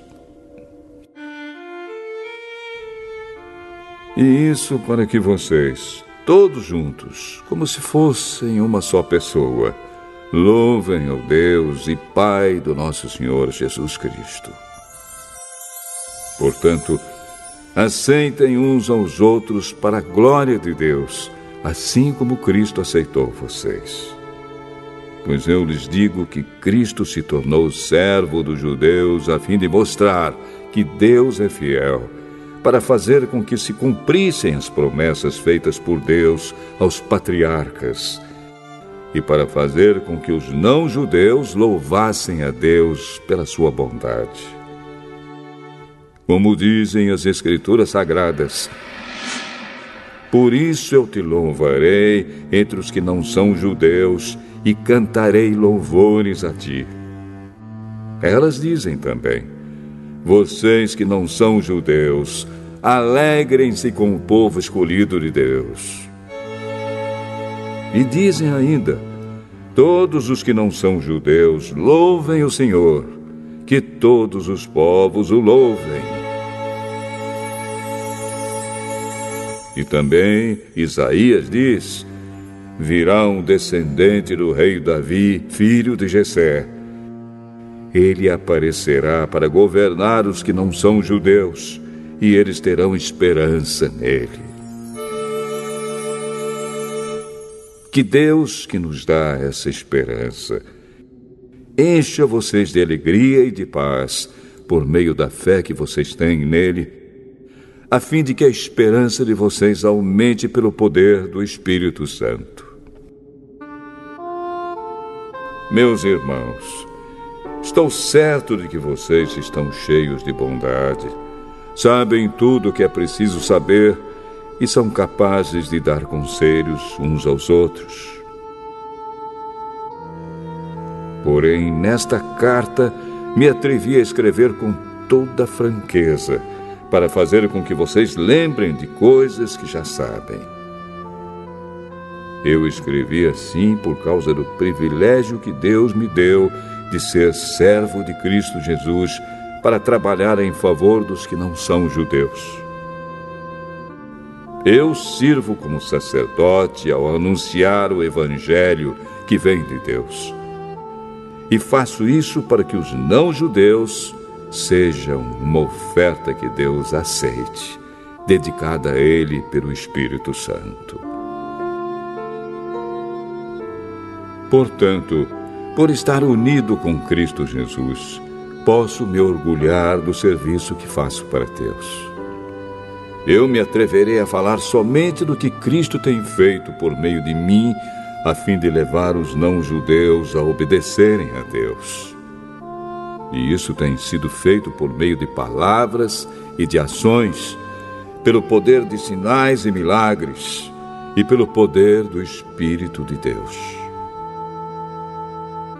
Assim, viajando desde Jerusalém até a província da Ilíria, tenho anunciado de modo completo o Evangelho a respeito de Cristo. Para não construir sobre alicerces colocados por outros, tenho me esforçado sempre para anunciar o Evangelho nos lugares onde ainda não se falou de Cristo. Como dizem as Escrituras Sagradas, aqueles que nunca ouviram falar a respeito dele o verão, e os que não tinham ouvido falar sobre ele o entenderão. Por essa razão, muitas vezes eu quis visitá-los, mas isso não me foi possível. Porém, já que terminei o meu trabalho nessas regiões, e como há muitos anos tenho pensado em ver vocês, espero fazer isso agora. Gostaria de vê-los quando fizer a minha viagem para a Espanha. Gostaria também que vocês me ajudassem a ir até lá, depois de eu ter o prazer de estar com vocês por algum tempo. Mas agora vou a Jerusalém a serviço do povo de Deus que vive ali. Pois as igrejas das províncias da Macedônia e da Acaia resolveram dar uma oferta para ajudar as pessoas do povo de Deus em Jerusalém que estão necessitadas. Os próprios cristãos da Macedônia e da Acaia resolveram fazer isso, mas, de fato, eles têm a obrigação de ajudar aqueles necessitados. Os judeus repartiram seus bens espirituais com os que não são judeus, e por isso os não-judeus devem prestar, com seus bens materiais, esse serviço cristão aos judeus. Depois que eu terminar esse trabalho e que entregar toda a oferta que foi recolhida para eles, viajarei para a Espanha e no caminho visitarei vocês. E sei que, quando for visitá-los, levarei comigo muitas bênçãos de Cristo. Eu peço, irmãos, pelo nosso Senhor Jesus Cristo e pelo amor que o Espírito dá, que me ajudem, orando com fervor por mim. Orem para que eu escape das pessoas da Judéia que não creem em Cristo e também para que a ajuda que eu vou levar a Jerusalém seja bem aceita pelo povo de Deus que vive ali. E assim, se Deus quiser, chegarei aí em Roma cheio de alegria e lhes farei uma visita que me dará um novo ânimo. E que Deus, a nossa fonte de paz, esteja com todos vocês. Amém.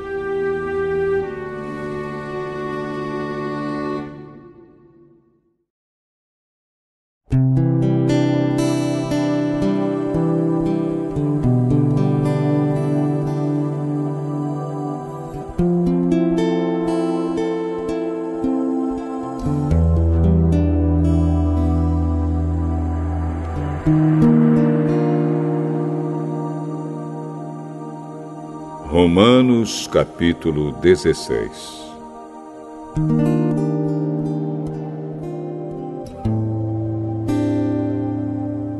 Eu recomendo a vocês a nossa irmã Febe, que é a diaconisa da igreja de Cencreia. Recebam essa irmã em nome do Senhor, como deve fazer o povo de Deus. Deem a ela toda a ajuda que precisar, pois ela tem ajudado muita gente e a mim também.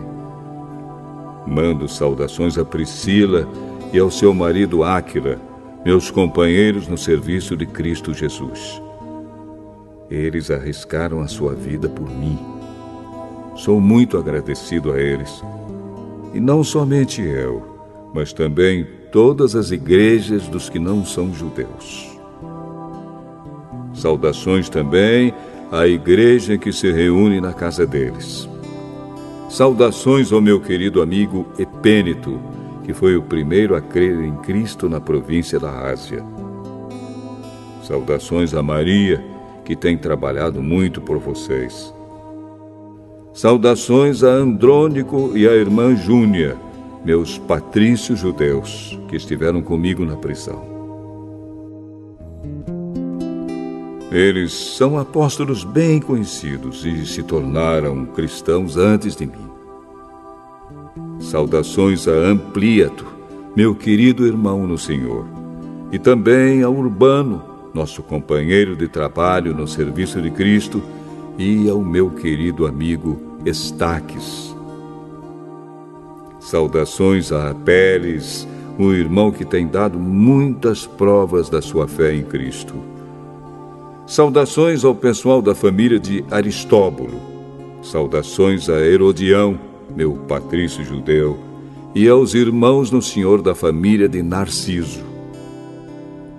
Saudações a Trifena e a Trifosa, irmãs que trabalham no serviço do Senhor, e à minha querida amiga Pérside, que também tem trabalhado muito para o Senhor.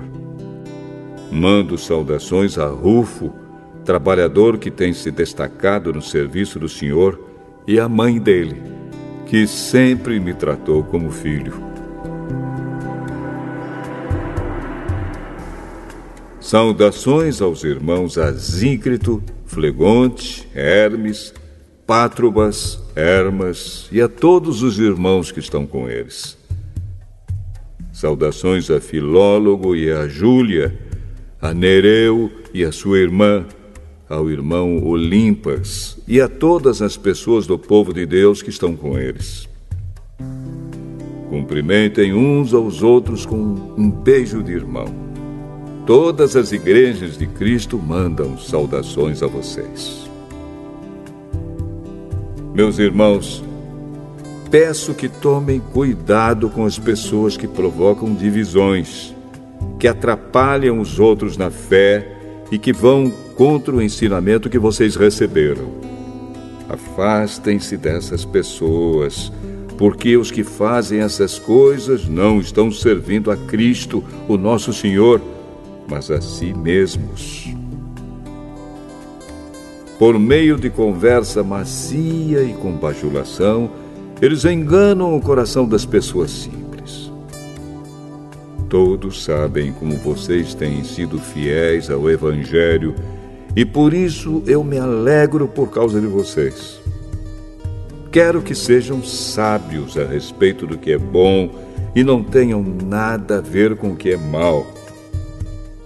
E Deus, a nossa fonte de paz, logo esmagará Satanás debaixo dos pés de vocês. Que a graça do nosso Senhor Jesus esteja com vocês. Timóteo, meu companheiro de trabalho, manda saudações a vocês. Lúcio, Jasão e Sosípatro, meus patrícios judeus, também mandam saudações. Eu, Tércio, que escrevi esta carta que Paulo ditou para mim, mando saudações a vocês. O meu hospedeiro Gaio, em casa de quem a igreja daqui se reúne, manda saudações a vocês. Erasto, o tesoureiro da cidade, e o nosso irmão Quarto também mandam saudações. Que a graça do nosso Senhor Jesus Cristo esteja com todos vocês. Amém.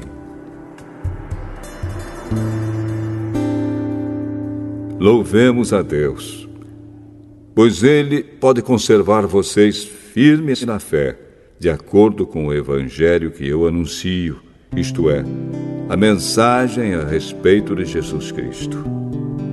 E de acordo também com a verdade secreta que nunca foi revelada no passado. Porém, essa verdade foi revelada agora por meio daquilo que os profetas escreveram. E por ordem do Deus eterno, ela se tornou conhecida em todas as nações, para que todos creiam e obedeçam. Ao Deus único e sábio seja dada glória para sempre, por meio de Jesus Cristo. Amém.